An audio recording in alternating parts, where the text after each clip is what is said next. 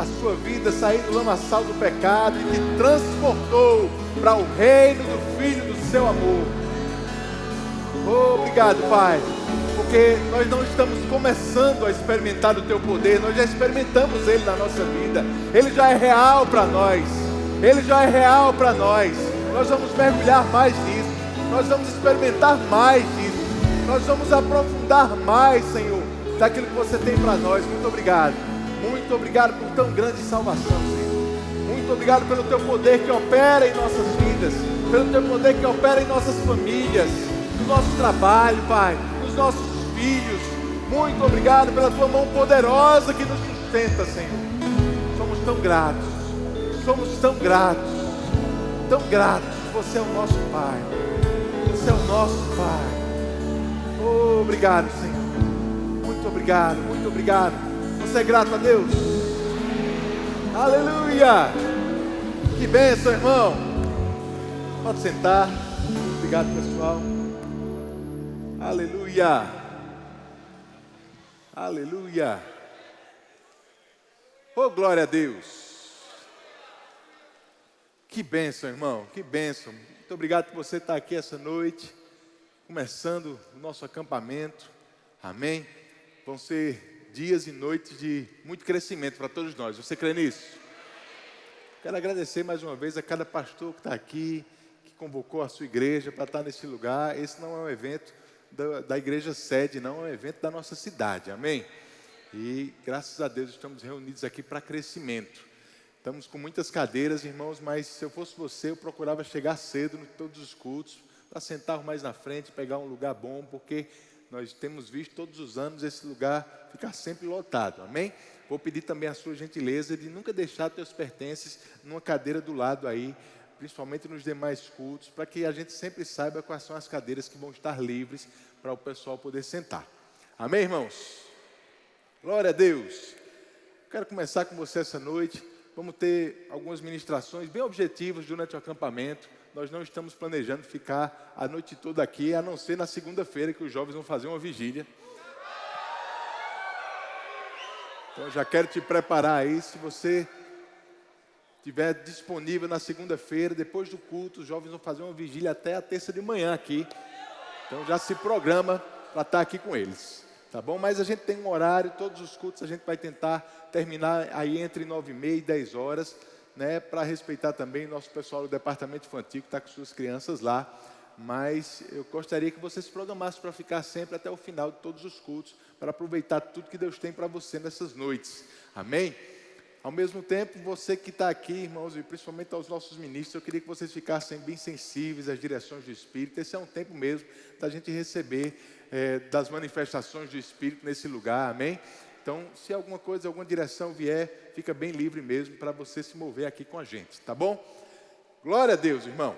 Romanos capítulo 4, no versículo 21, tem um texto que eu gosto muito, queria que o pessoal colocasse aí no telão. Romanos 4, 21, na versão NVT diz: Abraão estava plenamente convicto de que Deus é poderoso para cumprir tudo o que promete. Amém? Diga comigo, plenamente convicto. Eu gosto dessa expressão que Paulo usa aí, porque ele está dando uma ênfase à fé, à confiança, à convicção que Abraão tinha naquilo que ele tinha dado, naquilo que Deus tinha falado. Abraão estava plenamente convicto. Agora, irmãos, quando a gente lê a história de Abraão de forma apressada e a gente começa a ver o Novo Testamento falando sobre ele, ver também os resultados que Abraão obteve, a gente pode correr o risco de achar que Abraão ele nasceu de alguma forma especial, ou que ele era escolhido por Deus de alguma forma diferente das outras pessoas, a ponto de ter esse grau, esse nível de convicção na vontade de Deus, na palavra de Deus, no poder de Deus, naquilo que Deus tinha prometido. Mas eu quero estudar um pouquinho algumas coisas que aconteceram na caminhada de Abraão, para a gente entender que Abraão ele não nasceu plenamente convicto. Ele desenvolveu isso na vida dele. E se ele pôde desenvolver, a gente pode também. Para poder a gente estar sempre experimentando do que Deus pode fazer na nossa vida. Porque nós não temos dúvida daquilo que Deus pode fazer. Mas nem sempre a gente está convicto a ponto de receber ou de experimentar do poder de Deus na nossa vida. E é sobre isso que a gente está falando nesse acampamento, experimentar do poder. E quando Deus ele faz uma convocação para Abraão, lá em Gênesis, no capítulo 12, a Bíblia diz que ele chegou para Abraão e disse: Abraão, sai da tua terra, da tua parentela e vai para uma terra que eu vou te mostrar. E você vai concordar comigo, irmãos, que esse não é um convite mais cheio de detalhes que alguém pode receber, né? Abraão, sai daí, pega as tuas coisas, se arruma e começa a andar que eu vou te mostrar para onde você vai. Não era uma coisa muito simples, né?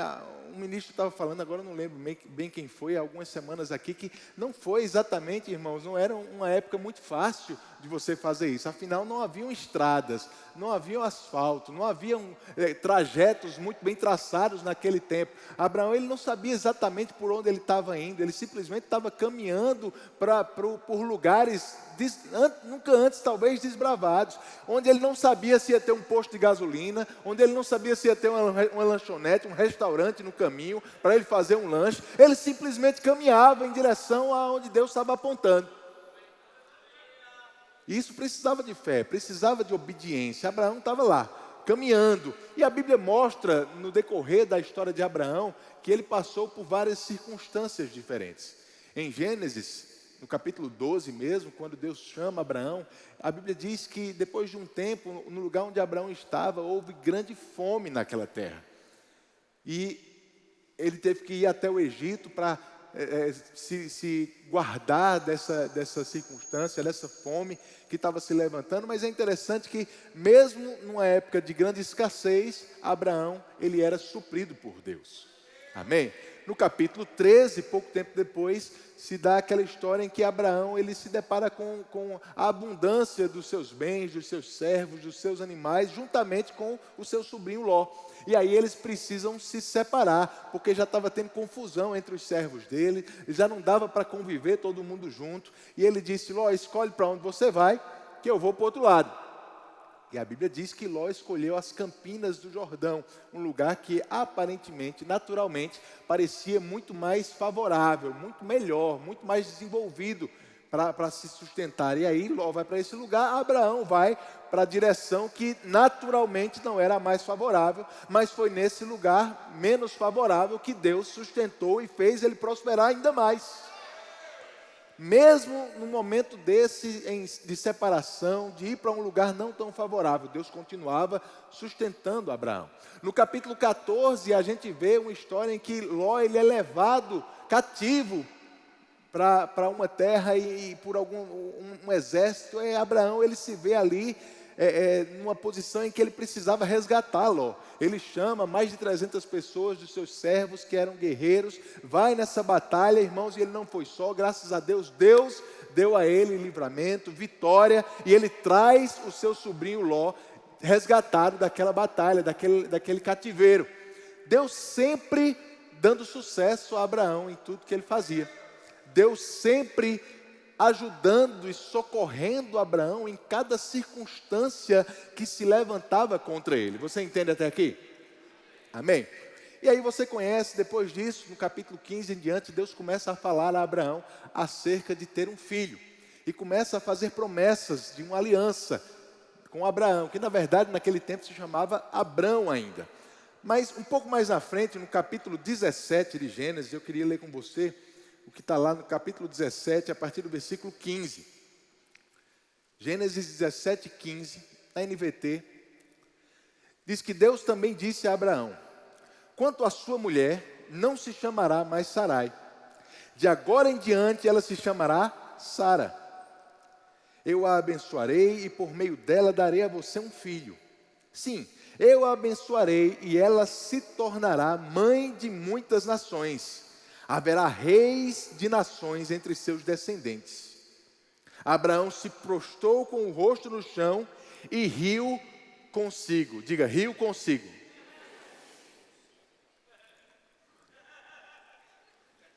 Então Deus promete a Abraão um filho, uma descendência. Reis iriam ser parte da descendência dele. Irmãos, a gente começa a ver agora um Abraão um pouco diferente do que a gente está habituado, acostumado a lembrar. Porque quando Abraão se prostra e ri, ele não está rindo de alegria pela promessa que Deus fez. Ele está rindo, duvidando da promessa de Deus. Diga misericórdia. Mas como é que pode Abraão, o pai da fé, rindo de Deus, duvidando de Deus? Riu, se prostrou e riu consigo. No versículo 17 continua dizendo: e pensou, como eu, aos 100 anos, poderia ser pai? E como Sara, aos 90 anos, teria um filho? Então Abraão disse a Deus: que Ismael viva sob a tua bênção. Abraão disse a Deus, mas Deus respondeu: na verdade, Sara, a sua mulher, lhe dará um filho. Você o chamará Isaque, e eu confirmarei com ele e com seus descendentes para sempre a minha aliança. Então Deus diz: olha, Abraão, eu vou dar a você uma grande descendência, você vai ter um filho da promessa, reis vão ser parte da tua descendência. Aí Abraão se prostra, começa a rir e começa a pensar: como é que vai ser isso? Eu estou com 100 anos, Sara, coitada, 90 anos. Abraão começa a fazer as contas, irmão, porque a circunstância era desfavorável, era contrária ao lugar ou à promessa que Deus estava apontando para Abraão. Deus disse: você vai ser pai, Sara vai ser mãe. Mas a circunstância dizia: Abraão tem 100 anos, Sara tem 90 anos. Abraão pensou isso e disse: só pode ser Ismael. Deve ser com Ismael esse negócio que Deus quer. Então, que Ismael viva diante de Deus. Deus disse: não é com Ismael não. Eu estou falando que Sara, a tua mulher, vai ser mãe. E você vai dar a ela, deixa eu te dizer, Abraão, você vai dar a ela, ao filho que vai nascer dela, o nome de Isaque, que quer dizer, ele ri. É quase como se Deus estivesse tirando onda com Abraão, irmão. Você riu, Abraão? Pois vamos fazer o seguinte: vai nascer o filho que você acha que não tinha como nascer, e você vai dar a ele o nome de ele ri, para você estar lembrado disso aí que você está fazendo agora comigo. Pelo amor de Deus. O pai da fé rindo de Deus. Como é que ele chegou no Romanos 4, 21? Plenamente convicto, irmãos. Não parece que está falando da mesma pessoa, tá? Mas não foi só Abraão, não. No capítulo 18, eu queria que você avançasse um pouquinho aí comigo. No versículo 10, diz assim: então um deles disse, Gênesis 18, 10, diz assim: então um deles disse, voltarei a visitar você por esta época, no ano que vem, e sua mulher Sara terá um filho. Sara estava ouvindo a conversa de dentro da tenda, curiosa que sou. Mas era só Sara, não são as mulheres que são assim não, viu gente? Pare com essas coisas, pelo amor de Deus. Amém, a irmã recebeu ali. Glória a Deus. Sara estava ouvindo a conversa de dentro da tenda. Versículo 11. Abraão e Sara já eram bem velhos. E Sara tinha passado, havia muito tempo, da idade de ter filhos. Por isso, riu consigo. E disse, Sara nem pensou, Sara falou. Abraão ficou mais discreto, ele pensou, mas Sara falou. Ela riu e falou: como poderia uma mulher da minha idade ter esse prazer, ainda mais quando meu senhor, meu marido, também é idoso? Então o Senhor disse a Abraão: por que Sara riu? Porque disse: pode uma mulher da minha idade ter um filho? Versículo 14. Existe alguma coisa difícil demais para o Senhor? Oh, glória a Deus. Você pode fazer essa pergunta para quem está do seu lado? Diga: existe alguma coisa difícil demais para o Senhor? Aleluia.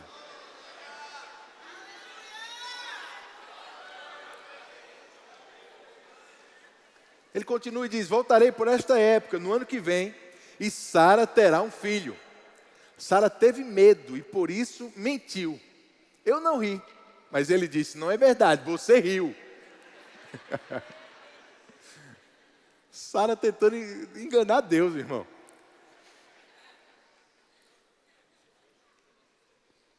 Sara riu, Abraão riu, quando ouviu da promessa da parte de Deus: você vai ter um filho. E todos os dois, eles estavam levando em consideração as mesmas circunstâncias. Abraão tinha 100 anos, Sara tinha 90 anos. Mas riram de Deus. E Deus disse: deixa eu dizer uma coisa, vocês vão ter um filho e vão lembrar dessas histórias aqui, porque o nome dele vai ser Ele Ri. Por acaso, há alguma coisa grande demais para o Senhor? Oh, glória a Deus, irmãos. Sabe, eu queria que você pensasse um pouquinho sobre esse contraste desse Abraão e Sara que a gente está lendo aqui nos capítulos 17 e 18, e do Abraão e Sara que a gente conhece de mais para frente, do Novo Testamento, de pessoas que eram tão mencionadas pelos apóstolos. Abraão como pai da fé. Pela fé ele teve o poder de ser feito pai de Isaac. Sara também. Olha como diz o texto lá de Romanos 4. Eu quero ler do versículo 19 em diante. A gente leu o 21, mas eu quero ler com você. Diz que a sua fé, falando de Abraão, não se enfraqueceu, embora ele soubesse que aos 100 anos o seu corpo, bem como o ventre de Sara, já não tinha vigor. E em nenhum momento a fé de Abraão na promessa de Deus vacilou. Em nenhum momento, misericórdia. Em nenhum momento a fé de Abraão na promessa de Deus vacilou. Na verdade, ela se fortaleceu. E com isso ele deu glória a Deus. Abraão estava plenamente convicto de que Deus é poderoso para cumprir tudo o que promete.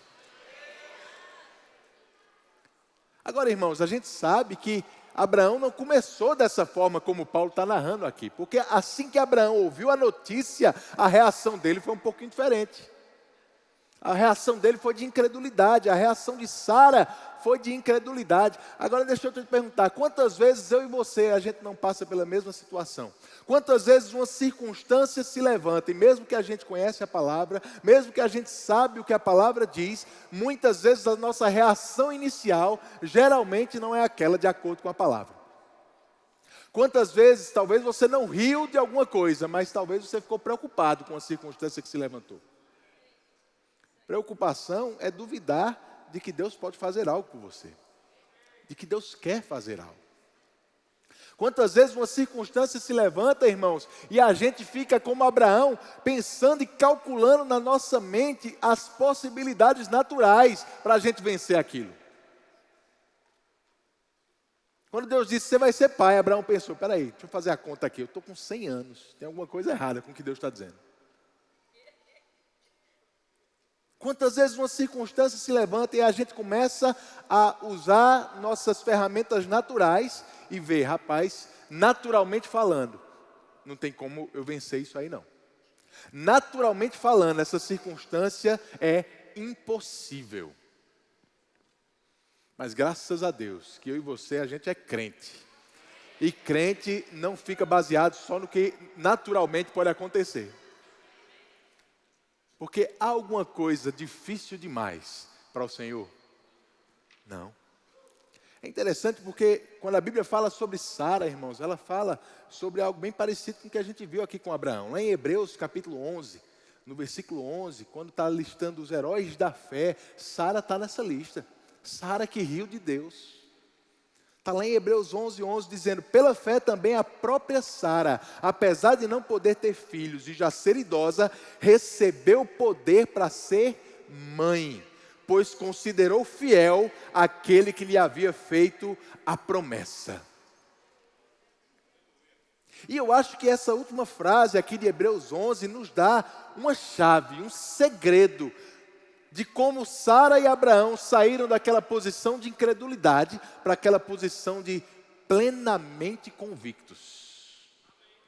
A Bíblia diz que Sara, ela teve por fiel, ela reconheceu que era fiel, considerou que Deus era fiel para cumprir a promessa que ele havia feito. Abraão, ele estava plenamente convicto de que Deus era poderoso para cumprir aquilo que ele tinha prometido. Agora, como é que alguém que está duvidando de Deus, rindo de Deus, chega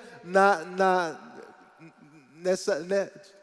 Meu Deus, surgiu a palavra agora, mas ela começa a considerar agora que Deus é fiel e poderoso para cumprir o que prometera. Ele sai da posição de incredulidade para uma posição de plenamente convicto. Irmãos, se a gente entende como percorrer esse caminho aqui, a gente pode nos salvar em várias circunstâncias da nossa vida também.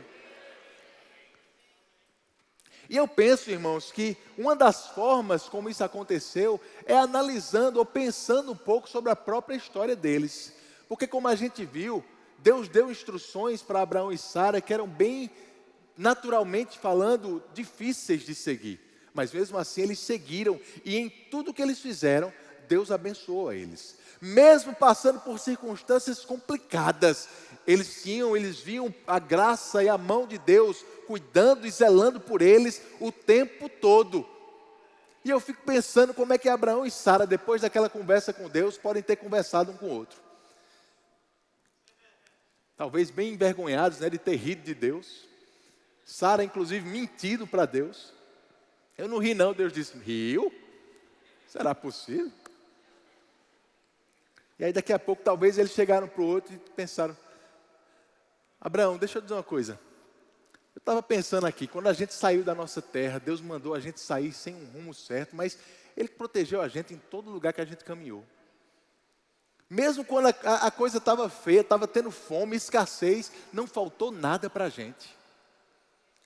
Quando Ló precisou se separar da gente, a gente foi para um lugar que não era tão favorável assim. Deus fez a gente prosperar, mesmo num lugar como aquele. Quando Ló foi levado cativo e você precisou resgatá-lo, Deus abençoou, fez você resgatá-lo com saúde e deu tudo certo. Sabe de uma coisa, Abraão? Quando Deus manda fazer, a coisa dá certo. Parece que quando Deus está envolvido no negócio, quando Deus diz para a gente fazer alguma coisa e a gente faz, a coisa funciona.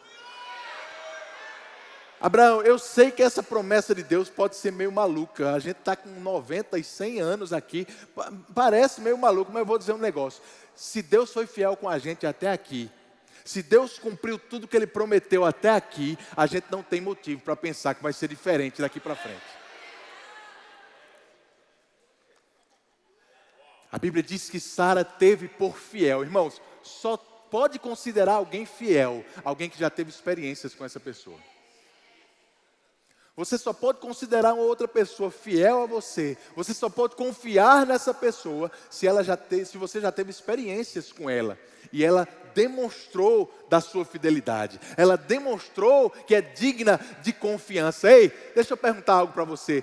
Deus tem demonstrado que é digno de confiança para você na sua vida? Porque Sara riu quando a circunstância estava diante dela, irmãos. Mas quando ela começou a fazer uma retrospectiva da vida dela, ela percebeu, rapaz, não é qualquer pessoa que está dando essa promessa para a gente, não. Não é qualquer pessoa que está dizendo que isso aqui vai acontecer. É a pessoa que nos trouxe até aqui. Deus foi fiel em tudo que Ele falou. Deus cumpriu tudo o que Ele prometeu. Deus foi poderoso para fazer as coisas mais impossíveis na nossa vida até agora. Isso nos dá uma confiança, Abraão. Isso nos enche de confiança. A palavra diz em Lamentações que nós devemos trazer à memória aquilo que nos dá esperança. Sabe, irmãos, tem hora que a gente precisa olhar assim para o nosso passado. Não para ver nossos erros, não para ver nossos pecados, nossas falhas, porque isso aí Deus está ignorando. Mas para a gente lembrar todas as vezes que Deus foi fiel conosco. Porque essas coisas vão construir uma confiança maior em nós. Davi foi assim diante de Golias.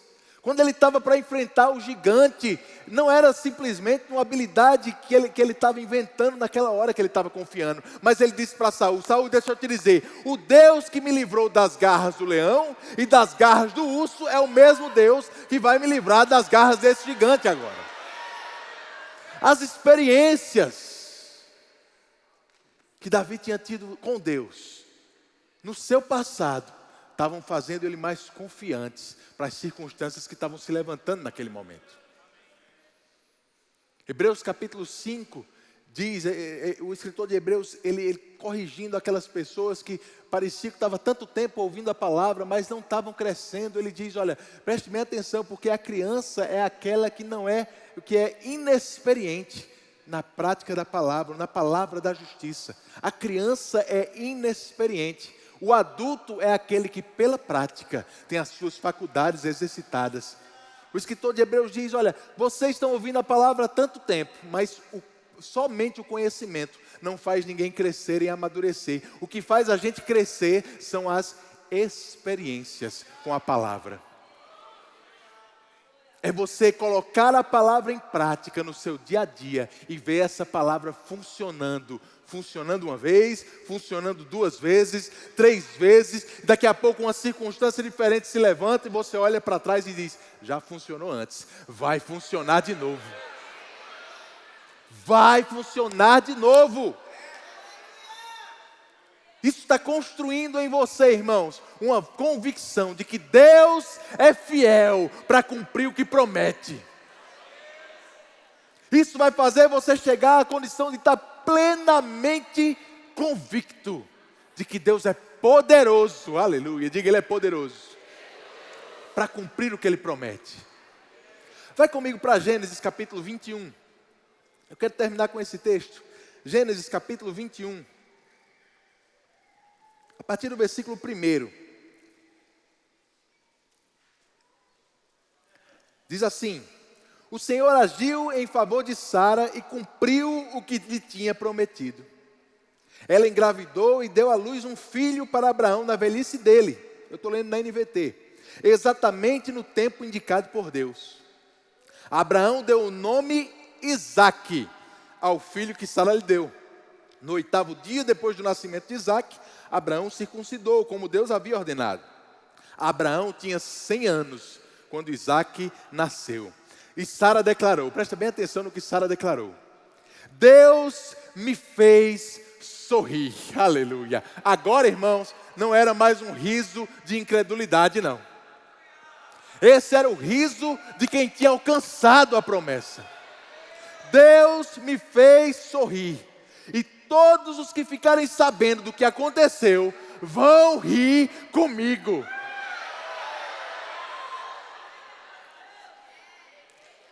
Sabe, queridos, às vezes uma circunstância se levanta e a gente não reage tão bem como a gente deveria à luz da palavra de Deus. Talvez dúvidas se levantaram dentro de você, talvez preocupação tentou vir sobre a sua mente. Mas, irmãos, Deus, Ele pode desconsiderar isso se você mudar de atitude.